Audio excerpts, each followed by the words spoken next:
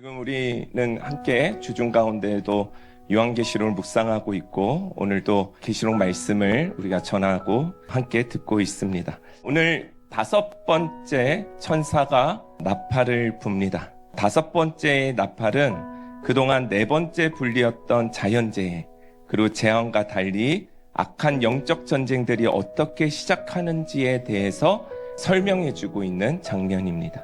참으로 우리가 가슴 아픈 일은 이 악한 영적 존재들의 나름의 활동들도 하나님의 주권 아래 있다라는 것을 우리에게 알게 하신다라는 거예요. 우리가 세상을 살다 보면 도무지 이해되지 않는 사건들이 얼마나 많이 있습니까? 언제나 하나님을 찾는 저 사람은 당연히 복을 받고 누려야 하는데 왜 이리 인생이 풀리지 않고 치열하고 아프고 힘든 인생을 살아가야 할까? 그런데 때론 예수를 믿지 않는 사람이 그 가정이 더 평강해 보여. 어떻게 그럴 수 있을까? 그런 생각을 우리 한 번씩은 해봤을 것입니다. 에베소서 6장 12절을 보면요, 우리의 씨름은 혈과 육을 상대하는 것이 아니라고 말씀하고 계십니다. 우리는 눈에 보이는 현상을 붙들고 그 현상들과 싸우는 존재들이 아니라는 거예요. 우리는 대부분 무엇으로 근신하며 살아갑니까? 눈에 보이는 것 가지고 근심하는 거예요. 그러나 우리의 씨름은 혈과 육을 상대하는 것이 아니라 하늘의 권세 잡은 자, 이 어둠의 세상 주권자들을 상대해야 된다라고 에베소서에서는 말하고 있어요.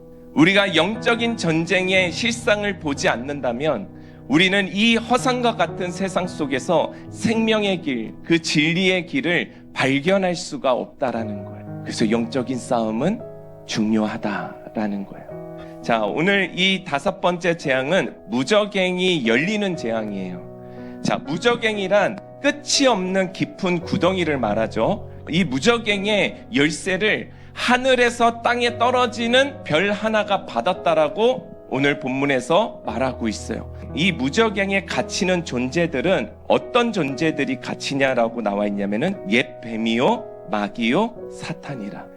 잡아서 1000년 동안 결박하여 무저갱에 던져 넣지만 잠시 놓이게 된다라고 말씀하고 계세요. 그렇다면 열쇠를 가지고 계신 분이 누구죠? 예수 그리스도입니다.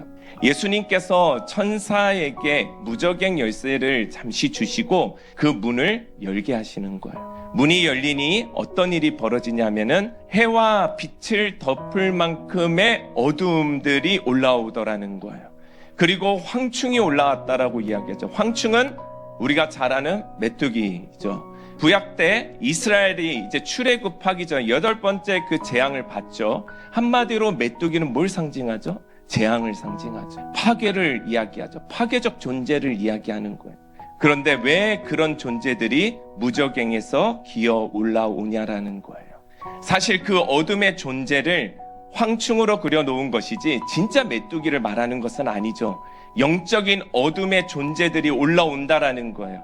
영적인 존재는 이 시공간을 초월하는, 어떤 눈에 보이는 형태로 생각하면 안 돼요. 초월하는 존재들이에요. 그래서 우리가 보이는 사물과 다른 개념의 존재들입니다. 그래서 그리스도인은 영적인 전쟁을 하는 거예요.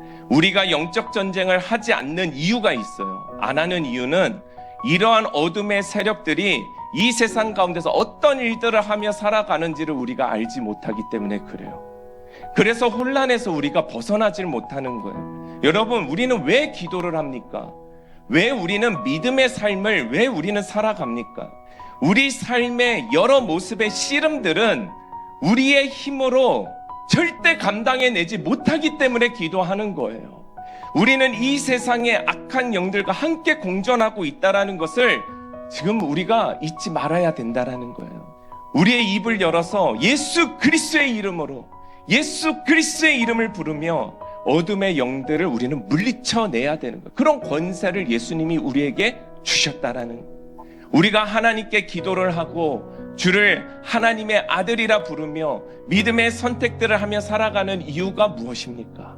눈에 보이는 세상이 전부가 아니기 때문이죠. 눈에 보이지는 않지만 실존하고 계시고요. 지금도 역사하시는 그 하나님께서 나와 함께 하심을 우리는 알고 있고요. 나를 지키시며 나를 돌보시며 나와 영원토록 함께 하실 분이라는 것을 우리는 알고 있기 때문이에요. 안다라는 것은 무엇입니까, 여러분? 영적인 세상을 안다라는 거예요. 예수를 믿는 순간서부터 우린 영의 세계가 존재한다라는 것을 아는 거예요. 그래서 우리는 기도하는 거예요. 우리가 진짜 기도하는 이유, 우리가 진짜 말씀대로 살아가는 이유는 영적인 것을 알고 있다라는 거예요. 우리가 신앙이 고장났을 때를 한번 잘 생각해 보세요. 우리의 말과 우리의 태도가 굉장히 현실적인 말로 바뀌어요. 굉장히 합리적인 사람으로 바뀌어버려요. 그러나 영의 세계가 눈에 띄어버리면 어떻게 변할까요? 하나님의 나라의 관점으로 말해요. 하나님의 나라를 위해 살아가요. 가진 것을요, 합리적으로 생각하지 않아요. 내어줘요. 내어드립니다. 함께 나눠요. 사랑해요. 서로 돌봅니다. 그저 나 하나 일 안 풀리는 것 같고 씨름하는 것이 아니라는 거예요.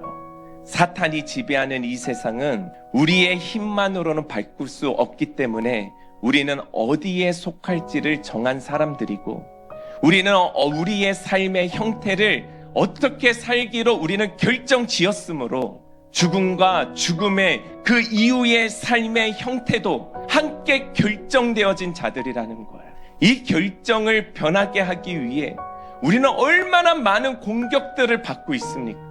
야, 무슨 영원한 세상이 있냐? 이 땅이 천국이다. 이 땅에서 살아라. 좀 더 성공해라. 좀 더 벌어라. 좀 더 아껴라. 막 이런 마음들에 가득 차서 오직 내 문제, 내 문제, 내 문제로 살아가게 하면 형태를 변하게 만드는 거예요. 구원받은 자의 형태로 찍혀서 살아가야 되는데 그 형태를 바꿔버리고 세상 사람처럼 만들어버린 영의 세력들이 있다라는 거예요. 오늘 본문에서 말하는 5번째 재앙은 자연은 그냥 냅두는데 사람을 괴롭게 하는 거예요. 특히 이 이마에 하나님의 인침을 받지 아니한 사람들만 해하라고 말해요. 어떤 사람이 인침을 받지 못한 사람입니까? 하나님에게서 벗어난 사람. 세상 속에서도 하나님의 자녀답게 살아가지 못하는 사람들, 하나님을 잊어버린 이 땅의 사람들, 하나님을 버리고 떠나버린 사람들, 교회는 다니지만 믿음 없이 사는 사람. 여러분, 성령의 9가지 열매가 나타나야 돼요. 옳은 일을 생각하는 것을 그치는 것이 아니라 생각했으면 품었으면 그것을 행동하는 것까지. 이게 진짜 성령의 열매를 가지고 있는 사람의 형태잖아요. 오늘 다시 본문을 보면요, 인침을 못 받은 사람들은 고통에 빠져요. 그러나 그 사람들을 죽이지 못하게 해요. 이 괴로움에서 벗어나려면 어떻게 해야 되냐면은 내가 죽고 그가 살아나야 돼요. 그러니까 인침을 받으면 되죠. 인침을 받으면 돼요. 하나님을 찾아하면 돼요. 하나님 찾으시면 됩니다. 내가 막 세상적으로 살다가도 이게 아니지, 하나님 정말 잘못했습니다, 저를 긍휼히 여겨주십시오, 하나님께로 다시 나아가면 돼요. 인침받기를 갈망하시면 됩니다. 여러분, 삶을 이해하는 사람은 죽음을 두려워하지 않습니다. 아멘. 삶을 이해하는 사람은 죽음을 두려워하지 않아요. 또한 죽음의 이유를 주님 안에서 발견한 사람은 하루하루의 삶을 절대 헛되로 살아가지 않습니다. 예수를 모르는 사람의 삶은 죽어도 죽지 못하는 삶, 살아도 고통 속에서 사라지는 삶을 살아가게 된다라는 거예요. 얼마나 괴롭겠습니까? 얼마나 아프겠습니까?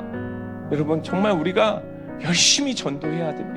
열심히 복음을 가르쳐야 되고요, 열심히 복음을 전해야 합니다. 사랑하는 성도 여러분, 무저갱이가 지금 잠시 열려 있어요.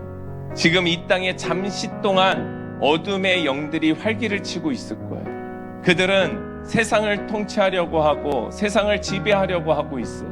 그러나 오늘 성경에서 5달 동안이라고 말하듯 굉장히 한정된 시간 속에서만 활동을 할 거예요. 나중에는 다시 주님 오시면 무저갱으로 들어갈 것들이에요. 이건 무서워할 필요는 없어요. 우리는 끝을 압니다. 우린 끝을 알아요. 바로 심판입니다. 저는 끝을 아는 자만이 현실을 해석할 수 있는 능력이 있는 자라고 생각합니다. 우리의 삶에 힘든 일이 있습니까? 여전히 우리는 답답하고 우울한 삶을 살아가고 있습니까? 끝을 알고 중간을 알면 오늘을 어떻게 살아가야 되는지를 우리는 알 수 있다라는 거예요. 물론 이 땅 가운데에서 살아간다는 것이 얼마나 녹록지 않은 일이라는 것을 저는 잘 알고 있습니다. 그러나 진정한 신앙은 어떤 고난을 선택할 것이냐, 어떤 고난을 나는 선택할 것이냐. 여러분, 고난이 와서 이거 어쩌나 아이고 하는 인생 살지 마시고 내가 그 고난을 선택하시길 바랍니다. 그러면 그 가운데 하나님의 지혜와 하나님의 능력과 여러분 하나님 주시는 말씀과 권능과 권세와 그것으로 그 가는 길들을 다스리며 갈 수 있어. 한시적으로 허락된 이 고난의 시대 속에 예수님의 이름을 붙들고 더 깊이 기도하고 더 많은 권능에 힘입어서 어둠의 영들을 물리치고 최후 승리를 향해 걸어가는 그런 우리가 되어야 되겠습니다. 편한 길을 선택하지 마세요. 편하고 넓은 길은요, 멸망의 길로 갈 수도 있어요. 좁은 길 가운데 세상보다도 더 큰 하나님의 나라를 우리는 발견해야 되는 것이죠. 눈에 보이는 대로 믿고 사는 것이 아니라 비록 작은 내 삶이라 할지라도 그 안에서 하나님을 발견할 수 있는 삶. 고난은 있고 힘듦은 있지만 불평과 원망의 소리가 아니라 그 힘듦의 삶 속에서도 예수의 이름으로 희망과 기쁨을 고백할 수 있는 삶을 다 살아야 할 줄 믿습니다. 한 주도 우리는 고난의 또 다른 길을 걸어야 할 것입니다. 그러나 그 길은 우리가 선택한 길이어야 합니다. 아멘. 우리가 선택해야 됩니다. 회사에서 직장 상사가 나한테 안 그러길 바라지 마십시오. 그럴 거예요. 여러분이 선택하십시오. 그럴 거야. 그러나 나는 만군의 여호와 이름으로 난 직장을 나아갈 거야. 선택하시는 여러분 되시길 축복합니다. 고난에 비굴하지 맙시다. 니시의 하나님, 승리의 깃발을 드신 그 하나님의 뒤를 따르는 저와 여러분들 다 되시길 주님의 이름으로 축원합니다.